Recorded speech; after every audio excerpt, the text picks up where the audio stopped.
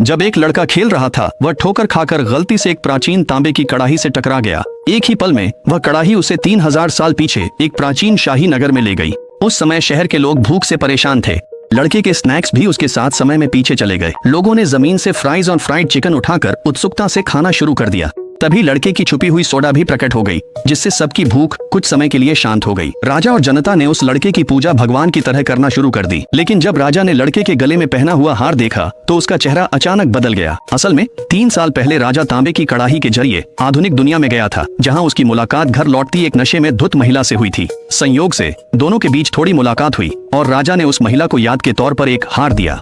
वह महिला लड़के की माँ थी। हार को फिर से देखकर राजा को एहसास हुआ कि उसके सामने खड़ा लड़का उसका बेटा है। जैसे ही वह सच बताने ही वाला था, शरणार्थियों का एक समूह अंदर घुस आया और पागलों की तरह खाना छीनने की कोशिश करने लगा। स्थिति को बेकाबू होने से रोकने के लिए राजा ने और खाना लाने के बदले 10 सोने की ईंटें देने की पेशकश की। लड़के ने सहमति दी और उसने तांबे की कड़ाही का इस्तेमाल कर आधुनिक दुनिया में लौटकर और सामान लाने का फैसला किया। इसी बीच आधुनिक दुनिया में लड़के की माँ अपनी बेटी से पूछ रही थी कि उसका भाई कहाँ गया। बेटी ने जवाब दिया, वह कड़ाही द्वारा निगल लिया गया। माँ ने उस पर विश्वास नहीं किया। ये साबित करने के लिए कि वह झूठ नहीं बोल रही थी, बेटी ने कड़ाही में स्नैक्स का ढेर डाल दिया, लेकिन स्नैक्स तुरंत गायब नहीं हुए।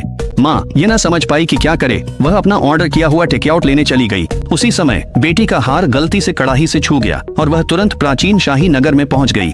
लोग एक बार फिर हैरान रह गए, लेकिन केवल राजा ने उसकी गर्दन में पहना हार देखा। तभी उसे एहसास हुआ कि लड़का और लड़की दोनों उसके ही बच्चे हैं। जैसे ही वह लड़की से उसका नाम पूछने वाला था, वह वापस आधुनिक दुनिया में आ गई। साथ में कुछ सोना ले आई। सोने को सबूत देखकर माँ के पास बेटी की कहानी पर विश्वास करने के अलावा कोई विकल्प नहीं था। आखिरकार समझ गई कि 3 साल पहले अजनबी मिला था, प्राचीन शाही नगर का राजा था।